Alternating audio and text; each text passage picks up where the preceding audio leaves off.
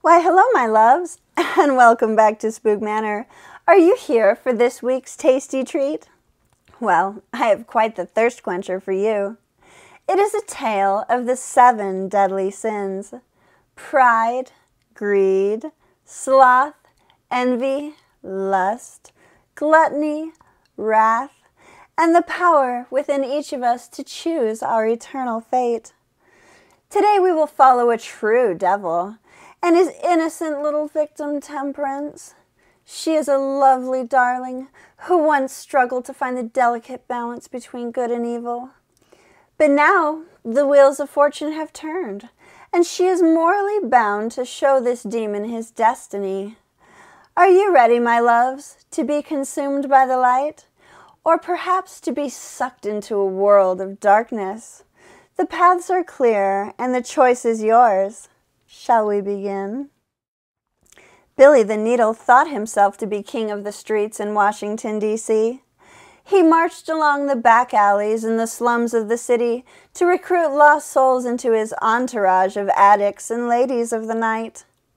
Though he prided himself as a powerful mob boss, to those below him, the reality is that he was nothing more than a low-level lackey, running small-scale drug and human trafficking operations for his superiors. He knew in the back of his mind where he really stood on the pyramid. He was never quite good enough to cater to the elites and politicians of the world, like those above him. But what power he had was more than enough to soothe his overly inflated ego. He is a very greedy, yet lazy man, who finds satisfaction when he has someone or something to dominate for short periods of time. His sloth kept him from rising in ranks, and he was perfectly fine with that. He specialized in addiction, which is how he got his name. And once he had control of their minds and wallets, he sold his victims or sent them out to the streets to earn their keep. It is a rainy night in April where our story begins. Billy was making his way down a dark alley, hidden deep within the city streets. He was heading home after a rather fruitful business deal, having sold a poor young woman to a particularly nasty John. His pockets were filled with cash, and he held his head up high as he slowly dragged his obese feet over the damp and littered concrete. He could smell death in the humid air as he walked past a large dumpster. But what made him stop was the sight of a very young girl, laying sprawled out on a large heap of trash. Believing that death had taken her, he walked over for a better look. She was beautiful, with long blonde hair and soft, pouty lips. Appearing to be no older than 17, she was incredibly thin. Her eyes and cheeks were sunk in, sick and hollow.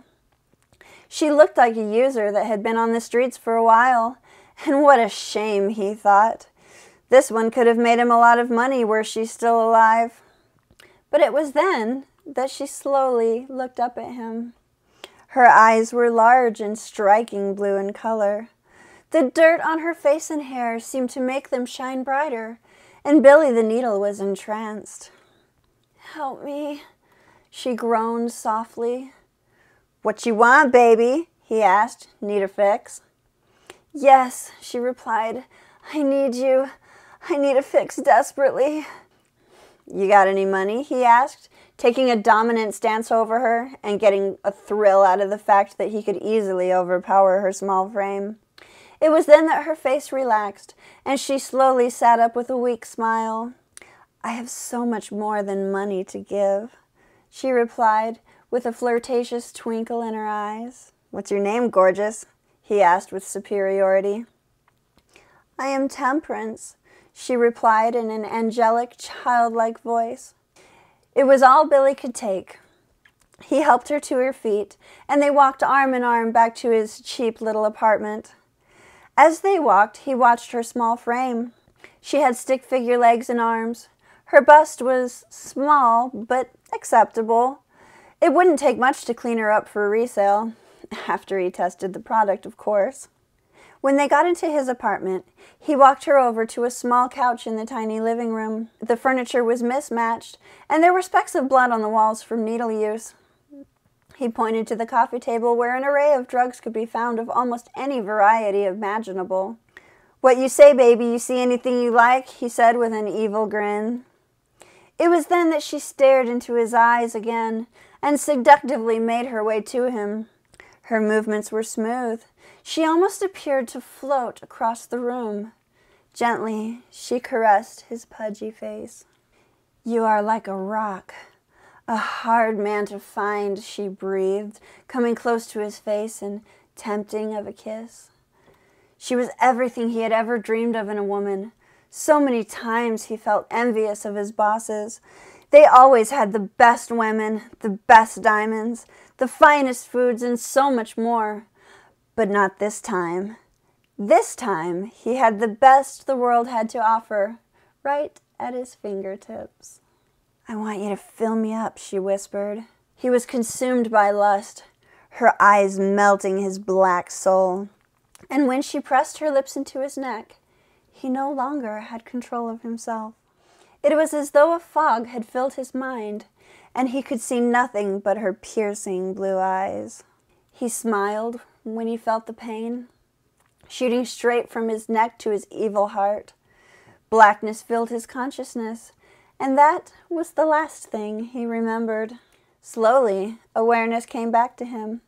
At first he thought a bright light was shining on him, but it was only the light of his computer screen filling the room. The overhead lights were off, and Temperance was sitting at his desk. It was then that Billy realized he was laying on the floor on his back. His head throbbed with pain and dizziness. When he tried to move, it was like moving a heavy lead weight. He struggled with his weakness, but quickly gave in to his unexpected fragility. "What'd you do to me?" he asked with what little strength he had. "I have done to you exactly what you have done to so many of the innocent," Temperance replied with a sinister smile. Casually and with exquisite grace, she stood up and slowly began to walk over to him. But there was something different about her this time. Her face was now full of life. Her skin glowed with health and vibrancy. Her breasts and hips were plump in the most flattering form. Her lips, bright red and puffy, as though she had been suckling on an ice pop.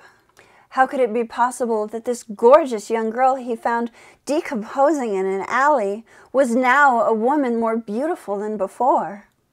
"Billy the Needle, I am a very old soul," she replied as though reading his mind.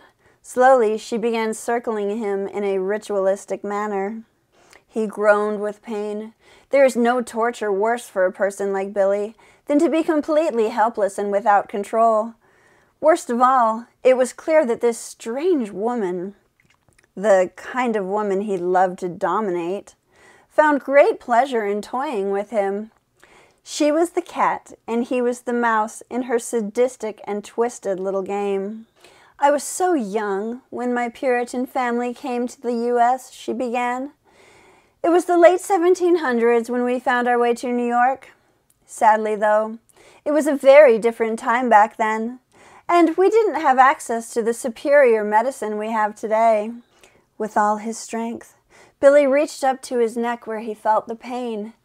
He turned his head slightly to look at his blood-soaked fingertips before losing all strength and dropping his hand back to the floor with a heavy thud. "My whole family died of smallpox," Temperance went on. "My mother had sent me away, and I was the only one who survived. But the man she sent me with was like you. He made me do all the things that you make your victims do. I had very much given up on life, until one day I too faced death. Syphilis had overcome me, and that terrible man left me to die in the streets. But then another man came from the darkness, an angel who gave me new life. He said I was too beautiful to die, and that I will forever light the darkness of the night with my beauty," she lovingly reminisced. Temperance flipped her now thick, curly blonde hair as she continued to circle around him. the horror of his circumstance piercing at his veins, panic creeping in as he continued to lay there, losing hope with every breath. She smiled with pleasure at his terror and went on with her enchanting tale. The first 100 years or so I struggled with my new existence. Did I have power? Yes. Could I control others with a single glance? Yes. I could read the minds of all around me, but the night was my only companion, and I was faced with a moral dilemma. I had eternal life, but that came with a price. To have a life is one thing, but to have quality of life is quite another. You must understand, the cost is that others must die, so that I may fully live. She bent down by his side, and Billy could see her close now. There was a red stain on her shirt where blood had flowed from her lips, and Billy suddenly realized the blood was his own. He began to breathe heavily, but had no strength to speak. Caressing his sweaty, round face softly, she continued, I struggled, you understand? I could not bear to take innocent lives for my own selfish gain. I felt burdened and alone. I hated myself for so long. For another century I watched the clock go round and round. I watched the world change in age, while I remain the same. Humanity is such a silly thing to watch. People are so easily led by music, TV, and movies. But there was a time in the mid-70s and 80s that truly changed my life forever. Vigilante justice had become quite a fad. People were losing faith in a government that controlled them with promises that went unkept. Crime ruled over the Good Samaritan. People were forced to seek hope elsewhere and found it in themselves. They had become self-reliant and chose to stand up against tyranny. Of course, that did not last long. The media made sure of it, but the movement left a lasting impression on me. And my existence finally had purpose. Temperance took a moment of silence before she continued. I realized what my destiny is, she whispered in his ear. I was destined to contribute to evolution. Imagine for a moment the ability to live forever. By choosing who lives and who dies, in time, I decide what our world will become. By feeding on the living, low-life abusers of the world, on people like you, I will make it a better place. So tell me, my beloved, before I gluttonize your doomed little soul, what will you tell the devil when God turns you away from heaven? Billy had no time to answer. The pain from her bite overcame him, and his life faded away like a puff of smoke in a gentle breeze. Temperance was grateful to have found such a fool. His computer held all his contacts, a list of traffickers, smugglers, their products, and their routes.